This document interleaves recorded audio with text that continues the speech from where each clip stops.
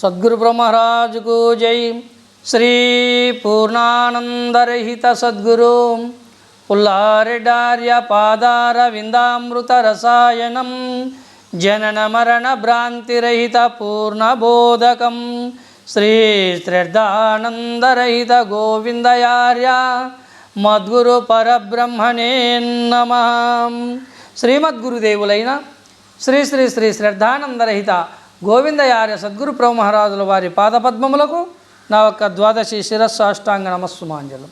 స్తోత్రియ బ్రహ్మనిష్టపరులారా, ఆ విధంగా నిజమైనటువంటి పరమార్థాన్వేషణ చింతన పరులమై, స్తోత్రియ బ్రహ్మనిష్టపరులమై సద్గురువును ఆశ్రయించి నిజానిజాలు తెలుసుకొని మానవ జన్మను సార్థకత చేసుకోవాలని గురుని లక్షణములో అచల పరిపూర్ణ బోధ మనకు శ్రీమద్భాగవత కృష్ణ ప్రభుల వారు బోధిస్తూ ఉన్నారు. ఇకపోతే రాబోయే యొక్క వాక్యము శిష్యుని లక్షణము. ఈ శిష్యుని లక్షణములో శ్రీమద్ రాజాది రాజయోగేంద్రులైన శ్రీమద్భాగవత కృష్ణదేశికేంద్రుల ప్రభుల వారు గురుదేవులు శిష్యుని లక్షణాన్ని బోధిస్తూ అంటున్నారు. తను మనదనములు గురునకు వినయంబున దారబోసి వేడ్క గురునిచే అనువైన బోధపడసిన గణమతి మంతునికి సాటి గలదాయి భువిని లోకులు మ్రొక్క వలదా చెవుల విని తనని తరులనేమనక ఏ మాటను వినక తదా గురుబోధ గలవానికి సాటి గలదాయి భువిని లోకులు మ్రొక్క వలదా చెవుల విని. ఏమంటున్నాడు గురువుగారు ఇక్కడ?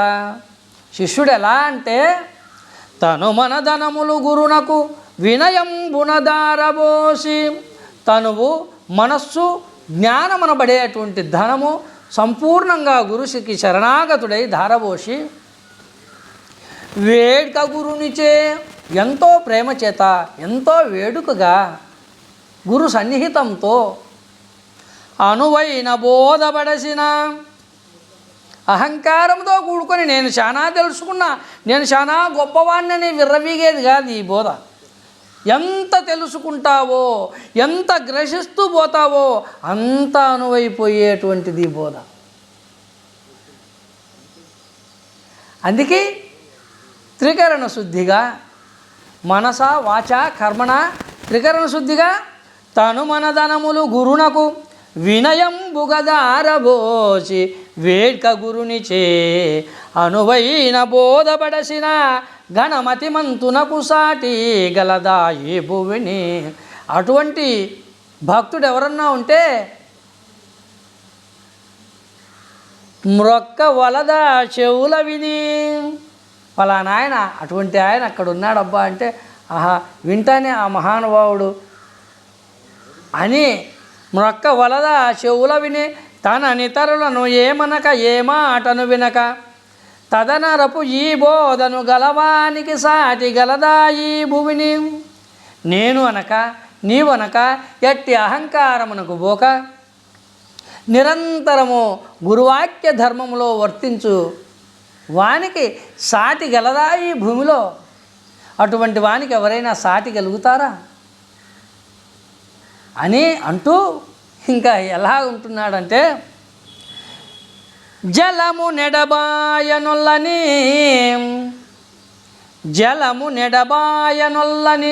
జలచరములటి విభోని చచిషుడు హృజల జంబను పీఠముపై నిలిపి ఇతరము మాని గురువు నెగొలుసు సుమ్మి తదుక్తులా నేదలుసు నమ్మి కలకాలమీ రీతి గడుపుచూ ఏ ప్రొద్దు తల్లిదండ్రి దొరదాత దైవమనుచు గురువు నేగొలుసు సుమ్మి తదుక్తులా నేదలుసు నమ్మి.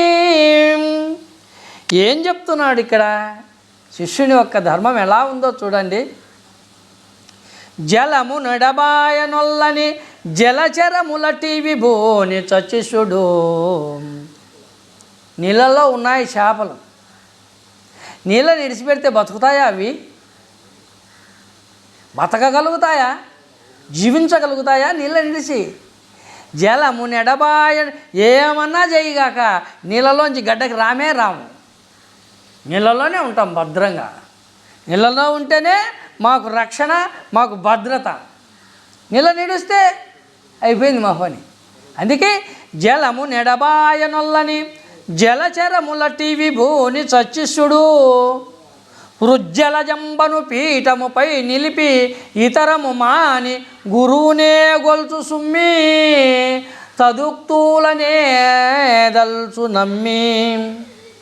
అదేవిధంగా సచ్చిష్యుడైనటువంటి వాడు, సద్భక్తిపరుడు, నిజమైనటువంటి గురుబోధ విని తరించాలని ఇచ్చగలిగినటువంటి సచ్చిష్యుడు వృజ్జలజంబను పీఠముపై నిలిపి, తన హృదయం అనబడేటువంటి పీఠముపైన, సింహాసనం పైన గురువుగారిని నిలుపుకొని, ఆ ఒక్క హనుమంతుడు ఏ విధంగా శ్రీరామచంద్రుని, రామమూర్తిని తన హృదయంలో ఆరాధిస్తూ ఉన్నాడో నిరంతరము, ఆ విధంగా సచ్చిష్యుడు సద్గురువుని తన హృదయమందు నిలుపుకొని తదుక్తులనే దల్చు నమ్మి, ఎప్పుడు ఆ గురువుగారి వాక్యాలను, ఆ గురువుగారి బోధను, ఆ గురువు చెప్పిన మంత్రవాక్యాన్ని నిరంతరము దలుచుతూ తదుక్తులనే దల్చు నమ్మి కలకాలమే పొద్దు గడుపుతూ ఈ రీతి, కలకాలము ఏ పొద్దు ప్రతిరోజు ఈ విధంగా జీవనం గడుపుతూ తల్లిదండ్రి గురువు దైవమనుచు గురువునే గొల్చు సుమ్మి, తల్లివి నీవే, తండ్రివి నీవే, దాతవు నీవే, దైవానివి నీవేనని నిరంతరము ఆ ఒక్క గురుదేవిని స్మరించుతూ గురువాక్య ధర్మములో, గురుబోధ ధర్మములో వర్తించున్నటువంటి శిష్యునికి సాటి గలదా ఈ భూమిని, లోకులు మ్రొక్క వలదా చెవుల విని అని మనకు కృష్ణప్రభుల వారు సెలవిస్తున్నారు. కాబట్టి గురువాక్యమును విడనాడిన, గురువును మరిచిన, గురు మంత్రమును మరిచిన ఆ మానవుడికి నరకము తప్పదు.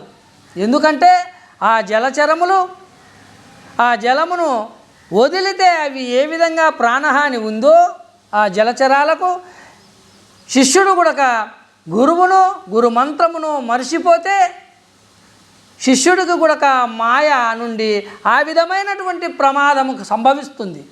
కాబట్టి గురుడు నరుడను సుదలసిన గురుమంత్రము మరచియున్న గురుపుత్రులనాధరణయనర్చకయుండిన గురువును విడనాడి రెండో గురుని చేరినను పరిపూర్ణ బోధ నెరిగి దూరినను ఎరుక మహత్యము నెరిగిన ఇటువంటి నరునకు తప్పదు నరకము నిజమింకో గురుని చేరినను పరిపూర్ణ బోధ నెరిగి దూరినను. గురుడెప్పుడూ నరుడని దలసరాదు. ఎందుకంటే ధరణిలోనే డారారు తత్వంబుల కవ్వలయ్యున్న తత్వంబునెవ్వడెరుగు, సాక్షాత్తు శివుడు గురు రూపమున వచ్చి చెప్పకుండా ఎవరి తరమవును నవ్య తరభోగి శ్రీ సదానంద యోగి అంటారు. కాబట్టి గురుడు సాక్షాత్తు శివుడేనని మనసున దలంచి గురుమంత్రము నిరంతరము ధ్యానమూలం గురుర్మూర్తి, పూజామూలం గురోత్పదం, మంత్రమూలం గురుర్వాక్యం, ముక్తిమూలం గురు కృపాయనే భావన చేత ఏ సచ్చిష్యుడు సద్ధర్మ మార్గమును నడుస్తూ ఉంటాడో అట్టివాడు నిజమైనటువంటి పరమార్థాన్ని తెలుసుకొని భ్రాంతి రహితుడై తరించుతాడు. ఆ ఒక్క జలచరములు నీళ్ళ నిడితే ఎలాగ చస్తామని భయపడి నిరంతరము నీళ్లను విడవకోకుండా నీళ్ళలోనే ధీమాగా ఎట్లా జీవిస్తున్నాయో, గురువును గురువాక్యాన్ని వదిలితే నన్ను ఈ మాయ అహంకారం ఎత్తుకుపోతుంది అని శిష్యుడు గుడక ఏనాడు గుడక గురువాక్యమును వదలకుండా వృజ్జల జలమనబడే పీఠముపై గురువును నిలుపుకొని నిరంతరము తల్లి తండ్రి గురువు దైవమని ఆ గురువుని ఎవరు స్మరిస్తూ నిజమైన గురుభక్తిలో జీవనం గడుపుతాడో వాడు నిజమైన శిష్యుడని శ్రీమద్భాగవత కృష్ణప్రభుల వారు శిష్యుని లక్షణములో మనకి ధర్మాలను బోధిస్తూ ఉన్నాడు.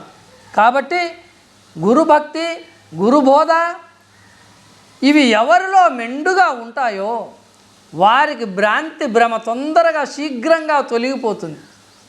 కాబట్టి ఎవరి దగ్గర వెలుతురు ఉంటుందో వారి దగ్గర చీకటి ఆవహించదు కదా.